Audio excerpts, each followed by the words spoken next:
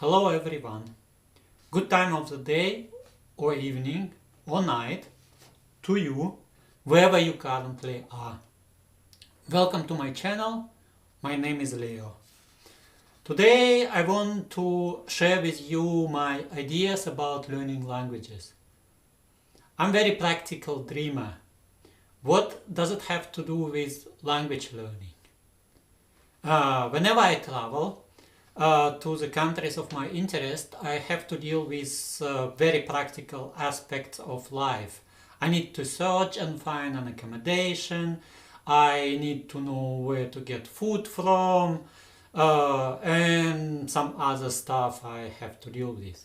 So all this means that I need to have the corresponding vocabulary which serves my purposes. So basically, if I travel to Morocco, and I happen to know a bit of French and Arabic, it will be very, very helpful, apart from knowing English.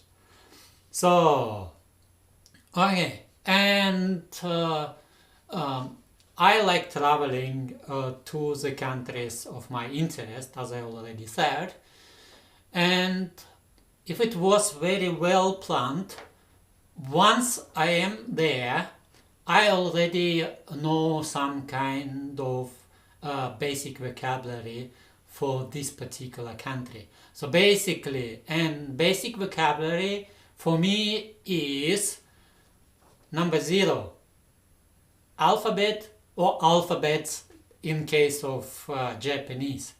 So basically, Japanese has 3 alphabets. If you count Roman G, then it's 4.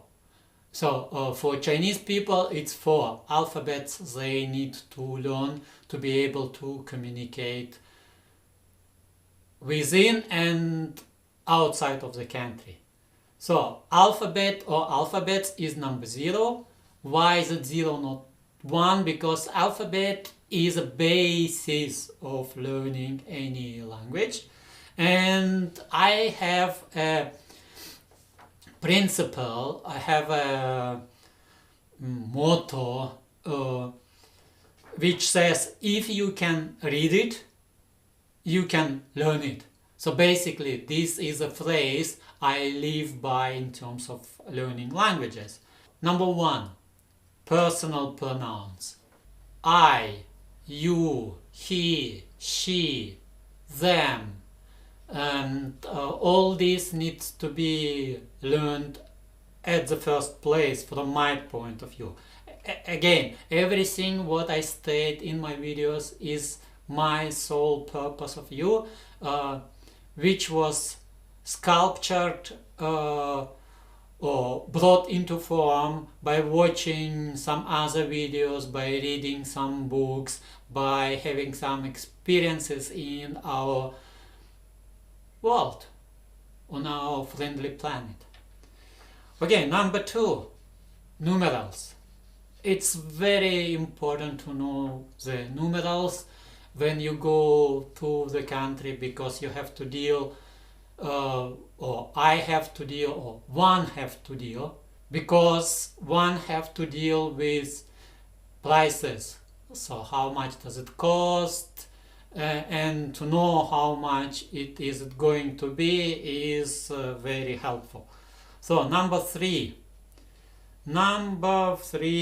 is questions. So ability to ask questions is very useful. Okay, you also need to understand the answers. However, this is a trickier bit, because to ask question is much easier than to understand what is actually being told to you. However, again, ability to ask questions is very important, and to know how to ask those questions is crucial. So basically, where, why, how much, how far, how long, and so forth and so on. At the 4th place, place number 4, I place verbs. So basically, if you know verbs, you can already communicate. I won't sleep, I won't drink, I won't eat. And let's take Russian as an example.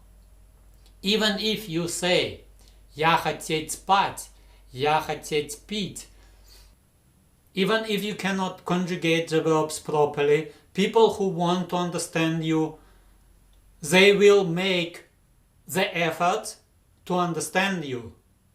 For people who want to understand you, they absolutely will try to understand you, and they absolutely will make effort to understand you. And there are a lot of languages where the verbs have to be changed because of the pronoun.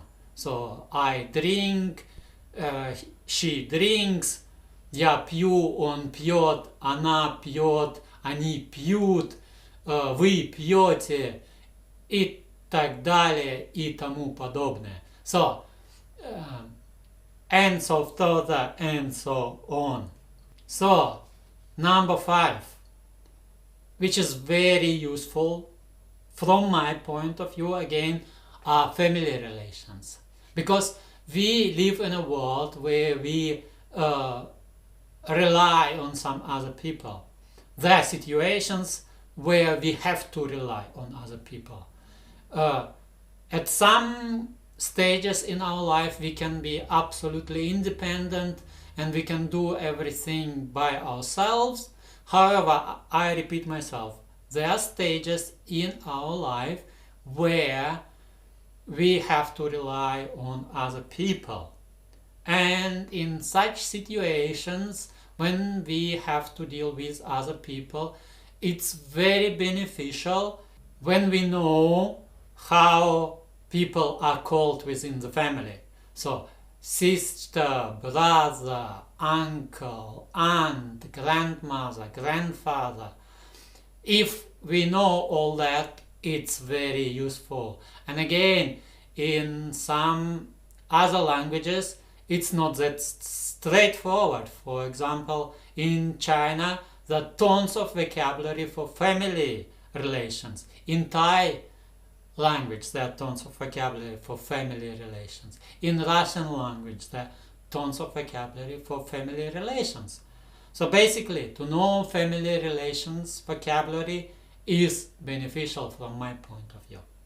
Okay, number 6, at the place 6, or at the place numbered number 6, I place connectors. And what do I mean under connectors?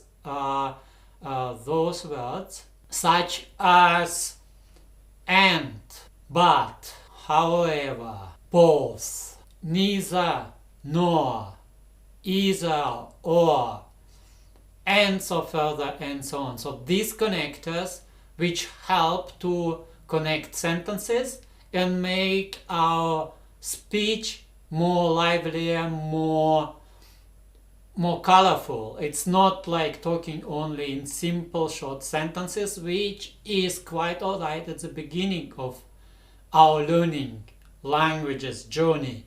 However, as we progress, we have to deal with the sentences which are more complex, and we have to we have to create such sentences. So that's why connectors are very important and useful.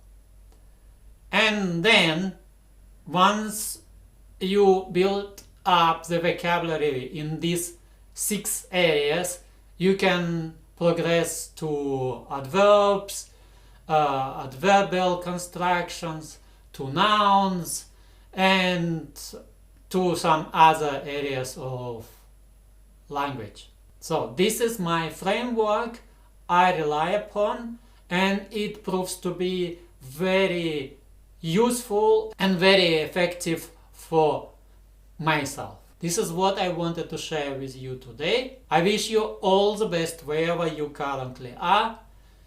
I wish you wonderful time wherever you currently are. Bye bye. I hope I'll see you in the next video. Thank you very much for your attentive listening and watching. Goodbye, bye, bye, bye, bye, goodbye.